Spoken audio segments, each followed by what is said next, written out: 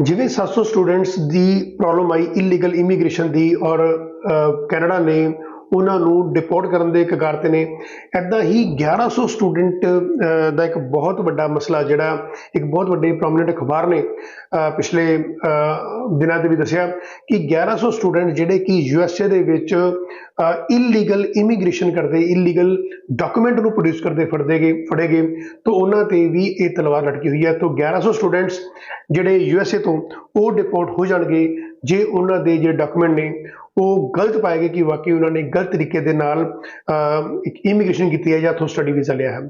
ਸੋ ਇਹਦੇ ਬਾਰੇ ਆਪਾਂ 5-7 ਮਿੰਟ 'ਚ ਗੱਲ ਕਰਾਂਗੇ। ਮੈਂ Deep Arora, director My Visa Overseas, Pearl Palace Kumar Mandi Ludhiana ਤੋਂ ਮੈਂ ਲਾਈਵ ਹਾਂ ਔਰ ਹਰ ਸ਼ੁੱਕਰਵਾਰ ਤਰ੍ਹਾਂ ਸ਼ਾਮੀ 5 ਵਜੇ ਮੈਂ ਤੁਹਾਡੇ ਨਾਲ ਅੱਜ ਰੂਬਰੂ ਹਾਂ ਔਰ ਕੋਸ਼ਿਸ਼ ਇਹੀ ਹੈ ਕਿ ਤੁਹਾਡੇ ਨਾਲ ਜਿਹੜੀਆਂ ਸੱਚੀਆਂ ਗੱਲਾਂ ਕੀਤੀਆਂ ਜਾਣ।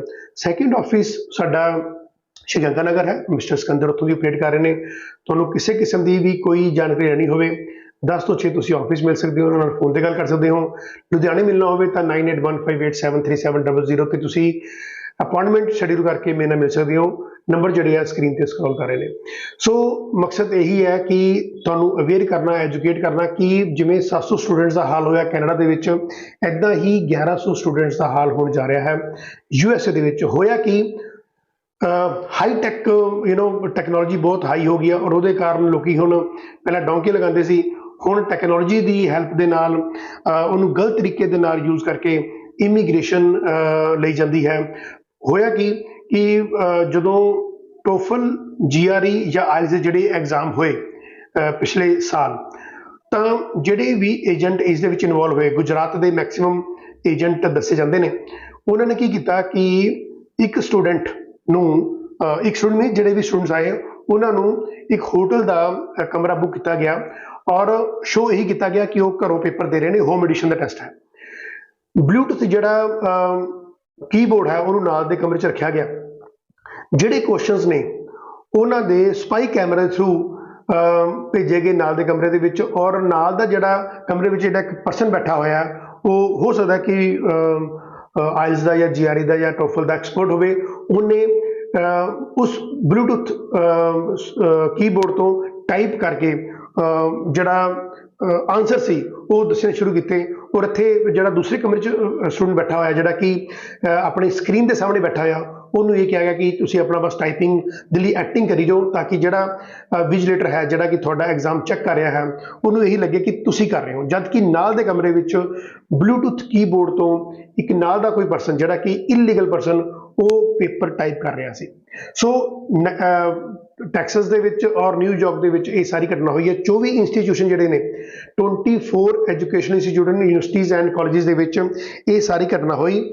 ਔਰ ਤੁਸੀਂ ਇਹ ਮੰਨੋ ਕਿ GRE, ਟੋਫਲ ਔਰ ਆਇਲਸ ਦੇ ਜਿਹੜੇ ਐਗਜ਼ਾਮ ਸੀ ਉਹ 1 ਲੱਖ ਰੁਪਏ ਤੋਂ ਲੈ ਕੇ 5 ਲੱਖ ਰੁਪਏ ਤੱਕ ਵੇਚੇ ਗਏ ਔਰ ਉਹਨਾਂ ਨੂੰ ਇਹੀ ਕਿਹਾ ਗਿਆ ਕਿ ਤੁਹਾਨੂੰ ਅਸੀਂ ਅੱਗੋਂ PR ਵੀ ਲੈ ਕੇ ਦੇਵਾਂਗੇ, ਤੁਹਾਨੂੰ ਅਸੀਂ ਗ੍ਰੀਨ ਕਾਰਡ ਵੀ ਬਣਾਵਾਂਗੇ ਜੇ ਸਾਡੀ ਤੁਸੀਂ ਸਰਵਿਸਿਜ਼ ਲੈਂਦੇ ਹੋ। ਸੋ ਕਿੰਨਾ ਵੱਡਾ ਕੋਰਖ ਧੰਦਾ, ਕਿੰਨਾ ਵੱਡਾ ਨੈਕਸਸ ਫੈਲਿਆ ਹੋਇਆ ਹੈ।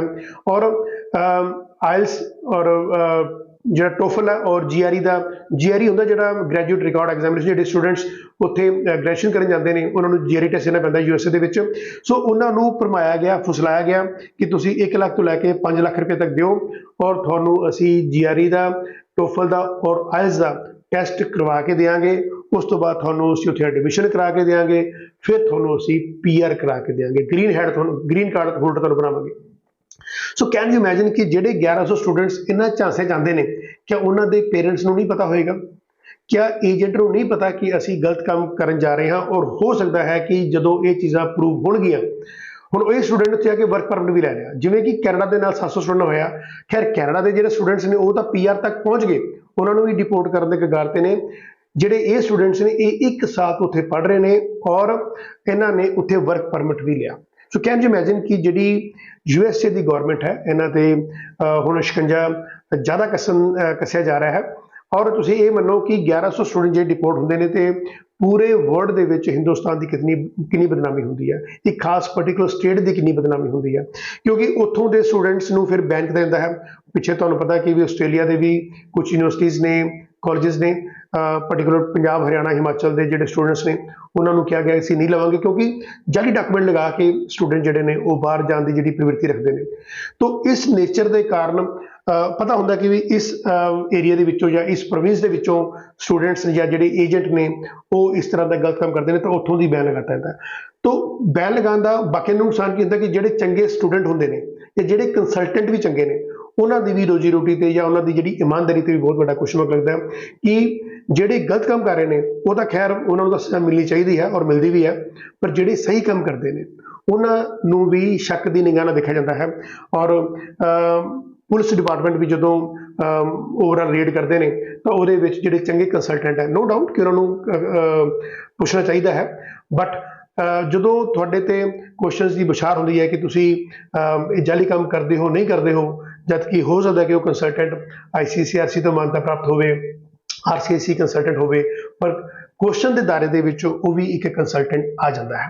ਸੋ ਕਹਿਣ ਦਾ ਮਕਸਦ ਹੁੰਦਾ ਕਿ ਜਦੋਂ ਕਿਸੇ ਪਾਸੇ ਵੀ ਕੋਈ ਗਲਤ ਕੰਮ ਹੁੰਦਾ ਤਾਂ ਜਿਹੜੇ ਨਾਲ ਦੇ ਏਰੀਆਜ਼ ਨੇ ਉਹ ਵੀ ਇਫੈਕਟ ਹੁੰਦੇ ਨੇ। ਇੱਦਾਂ ਹੀ ਸਾਰੀ ਯੂਨੀਵਰਸਿਟੀਜ਼ ਕਰਦੀਆਂ ਨੇ, ਕਾਲਜਿਸ ਕਰਦੇ ਨੇ ਆਲ ਓਵਰ ਦਾ ਵਰਲਡ ਕਿ ਉੱਥੋਂ ਦੇ ਸਟੂਡੈਂਟਸ ਤੇ ਬੈਨ ਲਗਾਇਆ ਜਾਂਦਾ ਹੈ ਕਿ ਤੁਹਾਡੇ ਇਸ ਸਟੇਟ ਤੋਂ ਅਸੀਂ ਸਟੂਡੈਂਟ ਹੀ ਨਹੀਂ ਲਵਾਂਗੇ। ਤੋ ਚੰਗੇ ਕੰਸਲਟੈਂਟ ਹੈ ਉਹ ਵੀ ਕਹਿੰਦੇ ਕਿ ਵੀ ਜਿਹੜਾ ਆਟਾ ਹੈ ਉਹਦੇ ਨਾਲ ਜਿਹੜਾ ਘੁਣ ਹੈ ਉਹ ਪੀਸਿਆ ਜਾਂਦਾ ਹੈ। ਤੋ ਇਸ ਤਰ੍ਹਾਂ ਦਾ ਜਿਹੜੇ ਚੰਗੇ ਕੰਮ ਕਰਨ ਵਾਲੇ ਲੋਕ ਵੀ ਹੁੰਦੇ ਨੇ ਉਹ ਵੀ ਨਾਲ ਪੀਸੇ ਜਾਂਦੇ ਨੇ। ਸੋ ਓਵਰਆਲ ਕਹਿਣ ਦਾ ਮਕਸਦ ਇਹ ਹੋਇਆ ਕਿ ਜਿਵੇਂ USA ਦੇ ਵਿੱਚ 1100 ਸਟੂਡੈਂਟਸ ਦੇ ਉੱਪਰ ਤਲਵਾਰ ਲਟਕੀ ਹੋਈ ਹੈ, ਇੱਦਾਂ ਅੱਗੋਂ ਫਿਊਚਰ ਦੇ ਵਿੱਚ ਵੀ ਹੋ ਸਕਦਾ ਕਿ ਬਹੁਤ ਵੱਡੀ ਗੱਲ ਨਹੀਂ ਹੈ ਜਦੋਂ 1100 ਸਟੂਡੈਂਟਸ ਨੂੰ ਇਹ ਚਾਂਸ ਦਿੱਤਾ ਜਾਂਦਾ ਹੈ ਕਿ ਵੀ 1 ਲੱਖ ਤੋਂ ਲੈ ਕੇ 5 ਲੱਖ ਦੇ ਵਿੱਚ ਤੁਹਾਨੂੰ ਅਸੀਂ IELTS ਦਾ ਐਗਜ਼ਾਮ ਕਰਾ ਕੇ ਦਿਆਂਗੇ, GRE ਦਾ ਐਗਜ਼ਾਮ ਕਰਾ ਕੇ ਦਿਆਂਗੇ ਜਾਂ TOEFL ਦਾ ਤੁਹਾਨੂੰ ਹੋਮ ਐਡੀਸ਼ਨ ਕਰਾ ਕੇ ਦਿਆਂਗੇ।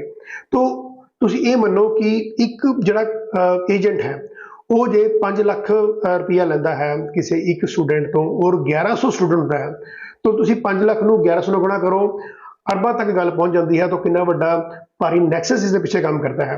ਔਰ ਉਸ ਤੋਂ ਬਾਅਦ ਜਿਹੜਾ ਇਹ 2-4-5 ਲੱਖ ਦਿੱਤਾ ਹੁੰਦਾ ਹੈ ਇਹ ਤਾਂ ਤੁਹਾਡਾ ਖੂਹ ਖਾਤੇ ਗਿਆ ਹੀ ਹੈ। ਜਦੋਂ ਤੁਸੀਂ ਉੱਥੇ ਫੀਸਾਂ ਜਮ੍ਹਾਂ ਕਰਾਉਂਦੇ ਹੋ ਕਿਸੇ ਵੀ ਕੰਟਰੀ ਦੇ ਵਿੱਚ ਉਹ ਵੀ ਵਾਪਸ ਨਹੀਂ ਆਉਣੀਆਂ। ਤੁਸੀਂ 1 ਸਾਲ ਆਪਣੀ ਜ਼ਿੰਦਗੀ ਦਾ ਉੱਥੇ ਲਗਾਇਆ ਜਾਂ 2 ਸਾਲ ਲਗਾਏ, 3 ਸਾਲ ਲਗਾਏ, ਉਹ ਵੀ ਤੁਹਾਡੇ ਵਾਪਸ ਨਹੀਂ ਆਣੇ। ਫਿਰ 5 ਸਾਲ ਦਾ ਤੁਹਾਨੂੰ ਬੈਨ ਲੱਗਿਆ, ਉਹ ਵੀ ਇੱਕ ਬਹੁਤ ਵੱਡਾ ਜਿਹੜਾ ਕਲੰਕ ਹੈ, ਬਲੈਕ ਸਪੌਟ ਹੈ, ਉਹ ਤੁਹਾਡੇ ਫਿਊਚਰ ਤੇ ਲੱਗਦਾ। ਤੁਸੀਂ ਉਸ ਕੰਟਰੀ ਵਿੱਚ ਦੁਬਾਰਾ ਨਹੀਂ ਜਾ ਪਾਉਂਦੇ। ਸੋ ਕਹਿਣ ਦਾ ਮਕਸਦ ਇਹ ਹੈ ਕਿ ਕਿਉਂ ਨਾ ਆਪਾਂ ਇੱਕ ਲੀਗਲਾਈਜ਼ਡ ਇਮੀਗ੍ਰੇਸ਼ਨ ਦਾ ਵੇ ਲੈ ਕੇ ਜਾਈਏ। ਜੇ ਕਿਸੇ ਸਟੱਡੀ ਵੀਜ਼ਾ ਤੇ ਜਾਣਾ ਹੈ, ਨੋ ਡਾਊਟ ਕਿ ਤੁਹਾਡੇ ਕੋਲ ਪੈਸਾ ਤਾਂ ਨੈਚੁਰਲੀ ਹੋਣਾ ਚਾਹੀਦਾ ਹੀ ਹੈ, ਤੁਹਾਡੇ ਅਕੈਡਮਿਕਸ ਤੁਸੀਂ ਸਟਰੋਂਗ ਹੋਣੇ ਚਾਹੀਦੇ ਨੇ। ਜੇ ਉੱਥੋਂ ਦਾ ਕੋਈ ਇੰਗਲਿਸ਼ ਪ੍ਰੋਫੀਸ਼ੀਐਂਸੀ ਟੈਸਟ ਵੀ ਮੰਗਦੇ ਨੇ ਉਹ ਵੀ ਹੋਣੇ ਚਾਹੀਦੇ ਨੇ। ਜੇ ਆਪਾਂ ਨਾਰਮਲ ਗੱਲ ਕਰੀਏ ਤਾਂ ਕੈਨੇਡਾ ਦੇ ਵਿੱਚ ਤੁਹਾਨੂੰ ਚਾਹੇ 1 ਦਿਨ ਪੁਰਾਣੇ ਫੰਡ ਹੈ ਉਹ ਵੀ ਤੁਸੀਂ ਆਪਣੇ ਦਿਖਾ ਸਕਦੇ ਹੋ, ਪਰ ਸੋਰਸ ਆਫ ਫੰਡ ਹੋਣਾ ਚਾਹੀਦਾ। ਤੁਸੀਂ ਆਸਟ੍ਰੇਲੀਆ ਜਾਣਾ ਚਾਹੁੰਦੇ ਹੋ 3 ਮਹੀਨੇ ਪੁਰਾਣੇ ਫੰਡ ਹੋਣੇ ਚਾਹੀਦੇ ਨੇ। ਤੁਸੀਂ ਨਿਊਜ਼ੀਲੈਂਡ ਜਾਣਾ 6 ਮਹੀਨੇ ਪੁਰਾਣੇ ਫੰਡ ਹੋਣੇ ਚਾਹੀਦੇ ਨੇ। UK ਜਾਣਾ 28 ਦਿਨ ਪੁਰਾਣੇ ਫੰਡ ਹੋਣੇ ਚਾਹੀਦੇ। ਤਾਂ ਅਲੱਗ-ਅਲੱਗ ਕੰਟਰੀਜ਼ ਵਾਲੇ ਤੁਹਾਡੇ ਫੰਡ ਚੈੱਕ ਕਰਦੇ ਨੇ, ਤੁਹਾਡੀ ਜੈਨੂਇਨਿਟੀ ਚੈੱਕ ਕਰਦੇ ਨੇ ਕਿ ਵਾਕਈ ਤੁਸੀਂ ਜੈਨੂਇਨ ਹੋ ਕਿ ਤੁਸੀਂ ਇੱਕ ਮੁਸ਼ਤ ਨਹੀਂ ਕਿਸੇ ਤੋਂ ਪੈਸਾ ਪਵਾ ਰਹੇ। ਉਹਦਾ ਸੋਰਸ ਆਫ ਇਨਕਮ ਤੁਹਾਡਾ ਕੀ ਹੈ, ਸੋਰਸ ਆਫ ਫੰਡ ਕੀ ਹੈ, ਕਿ ਤੁਸੀਂ ਕਿਆ ਅਗਲੇ ਸਾਲ ਦੀ ਫੀਸ ਦੇ ਪਾਓਗੇ। ਇਹ ਛੋਟੀ-ਛੋਟੀ ਗੱਲਾਂ ਆਪਾਂ ਨੂੰ ਸਮਝਣੀਆਂ ਪੈਣੀਆਂ। ਜੇ ਤੁਹਾਡੇ ਮੰਨ ਲਓ 50% ਮਾਰਕਸ ਤਾਂ ਕਰਦੇ ਤੁਸੀਂ ਕਿਸੇ ਵੀ ਕੰਟਰੀ ਜਾ ਸਕਦੇ ਹੋ ਕਿ ਬਹੁਤ ਵੱਡੀ ਗੱਲ ਨਹੀਂ ਹੈ। ਪਰ ਜੇ ਤੁਹਾਡੇ ਮਾਰਕਸ ਹੀ 35-37% ਮਾਰਕਸ ਆਏ ਤਾਂ ਤੁਸੀਂ ਕੋਈ ਜਾਲੀ ਕੋਈ ਐਜੂਕੇਸ਼ਨ ਡਾਕੂਮੈਂਟ ਨਾਲ ਅਟੈਚ ਕਰਦੇ ਹੋ ਤਾਂ ਨੈਚੁਰਲੀ ਫਿਰ ਤੁਹਾਨੂੰ ਮੁਸ਼ਕਲ ਹੋਏਗੀ। ਜੇ ਤੁਹਾਡੇ ਕੋਲ ਇੱਕ ਮੁਸ਼ਤ ਪੈਸਾ ਨਹੀਂ ਹੁੰਦਾ, ਤੁਸੀਂ ਕਿਸੇ ਫਾਈਨੈਂਸਰ ਤੋਂ 10-20-30 ਲੱਖ ਰੁਪਏ ਸ਼ੋਅ ਕਰਦੇ ਹੋ ਜਾਂ ਫੀਸਾਂ ਉੱਥੇ ਟ੍ਰਾਂਸਫਰ ਕਰਦੇ ਹੋ, ਉਹ ਵੀ ਤੁਹਾਨੂੰ ਵੀ ਬਾਅਦ ਚੋਂ ਭਾਰੀ ਦਿੱਕਤਾਂ ਦਾ ਸਾਹਮਣਾ ਕਰਨਾ ਪੈਂਦਾ। ਤਾਂ ਕਹਿਣ ਦਾ ਮਕਸਦ ਇਹ ਹੁੰਦਾ ਕਿ ਜੇ ਸਪੋਜ਼ ਵਿਜ਼ਟਰ ਵੀਜ਼ਾ ਤੇ ਵੀ ਜਾਣਾ ਹੈ ਤਾਂ ਆਪਣੀ ITR ਦੇ ਨਾਲ ਖਿਲਵਾੜ ਨਾ ਕਰੋ, ਆਪਣੀ ਬੈਂਕਿੰਗ ਦੀ ਐਡੀਟਿੰਗ ਨਾ ਕਰੋ, ਆਪਣਾ ਕੋਈ ਤੁਹਾਡਾ ਪ੍ਰਾਪਰਟੀ ਦੇ ਕਾਗਜ਼ ਹੈ ਉਹ ਨਾਲ ਐਡੀਟਿੰਗ ਨਾ ਕਰੋ। ਜੇ ਤੁਸੀਂ ਕੋਈ ਆਪਣਾ ਕਾਰੋਬਾਰ ਸ਼ੋਅ ਕਰ ਰਹੇ ਹੋ, ਤੁਸੀਂ ਆਪਣਾ ਕੋਈ ਜੌਬ ਸ਼ੋਅ ਕਰ ਰਹੇ ਹੋ, ਕਿਸੇ ਵੀ ਡਾਕੂਮੈਂਟ ਦੇ ਨਾਲ ਟੈਂਪਰਿੰਗ ਨਾ ਕਰੋ, ਐਡੀਟਿੰਗ ਨਾ ਕਰੋ। ਇਹ ਜਦੋਂ ਡਾਕੂਮੈਂਟ ਤੁਸੀਂ ਆਪਣੇ ਟੱਚ ਕਰਦੇ ਹੋ ਤਾਂ ਨੈਚੁਰਲੀ ਕਿ ਉਹ ਟੈਂਪਰਡ ਮੰਨੇ ਜਾਂਦੇ ਨੇ, ਤਾਂ ਤੁਹਾਨੂੰ ਬੈਨ ਵੀ ਲਗਾਇਆ ਜਾ ਸਕਦਾ ਹੈ।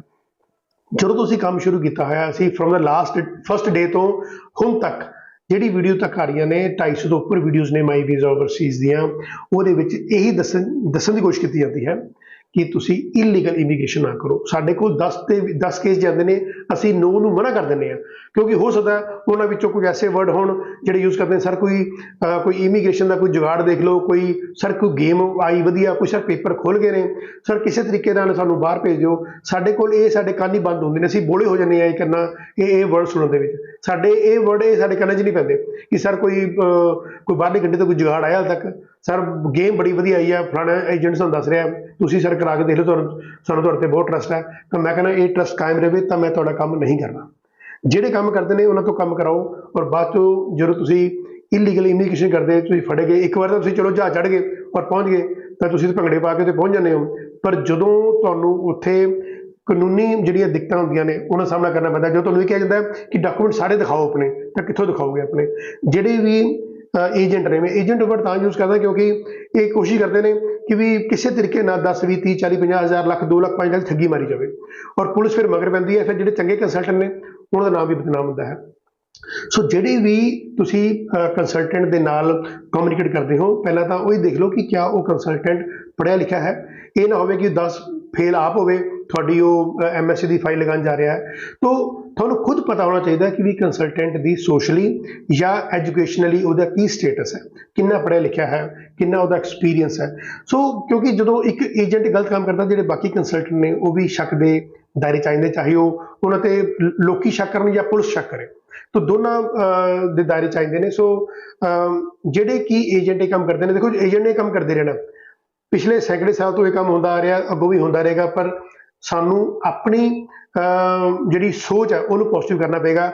ਸਾਨੂੰ ਇਹ ਦੇਖਣਾ ਪਏਗਾ ਕਿ ਅਸੀਂ ਕਿਸੇ ਵੀ ਨੈਗੇਟਿਵ ਏਜੰਟ ਕੋਲ ਨਾ ਜਾਈਏ, ਜਿਹੜਾ ਕਿ ਸਿਰਫ ਸਾਨੂੰ ਪੈਸੇ ਦੇ ਮਗਰ ਲੱਗਿਆ ਹੋਇਆ, ਜਿਹੜਾ ਕਹਿੰਦਾ ਕਿ ਸਾਨੂੰ ਬਸ 2 4 5 ਲੱਖ 10 ਲੱਖ ਦੇ ਦਿਓ, ਤੁਹਾਨੂੰ ਅਸੀਂ ਕੈਨੇਡਾ ਸਟੇਜ ਦੀ ਯੂਨੀਵਰਸਿਟੀ ਪਹੁੰਚਾ ਦਿੰਦੇ ਹੋ। ਐਦਾਂ ਪੋਸੀਬਲ ਨਹੀਂ ਹੁੰਦਾ। ਜੇ ਪਹੁੰਚ ਗਏ ਤਾਂ ਵਾਪਸ ਆਊਗੇ, ਇਹ ਕਨਫਰਮਡ ਹੈ। 700 ਸਟੂਡੈਂਟਸ ਨਾਲ ਤੁਸੀਂ ਦੇਖਿਆ ਕੀ ਹੋਇਆ, 1100 ਸਟੂਡੈਂਟ ਹੋਰ ਹੋ ਜਾਏਗਾ, ਅੱਗੋਂ ਹਜ਼ਾਰਾਂ ਸਟੂਡੈਂਟ ਇਸ ਤਰ੍ਹਾਂ ਦੇ। ਜਦੋਂ ਉਹਨਾਂ ਦੀ ਪੋਲ ਖੁੱਲੇਗੀ, ਜਦੋਂ ਏਜੰਟਾਂ ਦੀ ਪੋਲ ਖੁੱਲੇਗੀ ਕਿ ਭੇਜ ਦਿੱਤੇ UK ਦੇ ਵਿੱਚ ਗਲਤ ਡਾਕੂਮੈਂਟ ਲਗਾ ਕੇ, ਜਦੋਂ ਉਹਨਾਂ ਨੇ ਫੀਸਾਂ ਵਾਪਸ ਨਹੀਂ ਕਰਨੀਆਂ, ਉਦੋਂ ਪਤਾ ਲੱਗੇਗਾ। ਸੋ ਜ਼ਿਆਦਾ ਗੱਲਾਂ ਨਹੀਂ ਕਰ ਸਕਦੇ, ਕਿਉਂਕਿ ਕਹਿੰਦੇ ਕਿ ਗਾਗਰ ਸਾਗਰ ਦੀ ਗੱਲ ਹੁੰਦੀ ਹੈ ਕਿ ਜੇ ਤੁਹਾਨੂੰ 5 10 15 ਮਿੰਟ ਦੇ ਵਿੱਚ ਗੱਲ ਸਮਝ ਆਉਂਦੀ ਹੈ ਤਾਂ ਬਹੁਤ ਵਧੀਆ ਗੱਲ ਹੈ। ਆਪਣੇ ਪੈਸੇ ਔਰ ਸਮਾਂ ਜਿਹੜਾ ਹੈ ਉਹ ਦੋਨੋਂ ਬਚਾਓ। ਔਰ ਸਾਡੀ ਮਾਈ ਵੀਜ਼ਾ ਓਵਰਸੀਜ਼ ਦੀ ਇਹੀ ਕੋਸ਼ਿਸ਼, ਇਹੀ ਐਫਰਟਸ ਨੇ ਕਿ ਤੁਹਾਨੂੰ ਐਜੂਕੇਟ ਕਰੀਏ, ਅਵੇਅਰ ਕਰੀਏ, ਔਰ ਤੁਸੀਂ ਕਿਸੇ ਪਾਸੇ ਵੀ ਇਲੀਗਲ ਇਮੀਗ੍ਰੇਸ਼ਨ ਦੇ ਤੁਸੀਂ ਸ਼ਿਕੰਜੇ 'ਚ ਨਾ ਫਸੋ। ਸਹੀ ਡਾਕੂਮੈਂਟ ਲਗਾ ਕੇ ਹੀ ਬਾਹਰਲੇ ਮੁਲਕਾਂ ਜਾਓ। ਸੋ ਤੁਸੀਂ 10 15 ਮਿੰਟ ਮੇਰੇ ਨਾਲ ਲਾਈਵ ਹੁੰਦੇ ਹੋ, ਤੁਹਾਡਾ ਬਹੁਤ ਬਹੁਤ ਧੰਨਵਾਦ। ਔਰ ਇੰਨਾ ਟਰਸਟ ਕਰਦੇ ਹੋ, ਇੰਨਾ ਪਿਆਰ ਕਰਦੇ ਹੋ, ਤੁਹਾਡੇ ਕਮੈਂਟਸ, ਤੁਹਾਡੀਆਂ ਜਿਹੜੀ ਤੁਸੀਂ ਵੀਡੀਓ ਸ਼ੇਅਰ ਕਰਦੇ ਹੋ, ਤੇ ਉਹਦੇ ਨਾਲ ਹੀ ਸਾਨੂੰ ਹੌਸਲਾ ਮਿਲਦਾ ਹੈ ਸੱਚੀ ਤੇ ਸੁੱਚੀ ਗੱਲ ਕਰਨ ਦਾ। ਸੋ ਨੈਕਸਟ ਸ਼ੁੱਕਰਵਾਰ ਨੂੰ ਸ਼ਾਮ ਨੂੰ 5 ਵਜੇ ਮੈਂ ਤੁਹਾਡੇ ਨਾਲ ਫਿਰ ਦੁਬਾਰਾ ਇੱਕ ਨਵੇਂ ਅਪਡੇਟਸ ਲੈ ਕੇ ਹਾਜ਼ਰ ਹੋਵਾਂਗਾ। ਤਦ ਤੱਕ ਦਿਓ ਮੈਨੂੰ ਇਜਾਜ਼ਤ। ਬਹੁਤ ਬਹੁਤ ਧੰਨਵਾਦ ਤੁਹਾਡਾ ਮੇਰੇ ਲਾਈਵ ਹੋਣ ਦੇ ਲਈ। ਸਤਿ ਸ਼੍ਰੀ ਅਕਾਲ।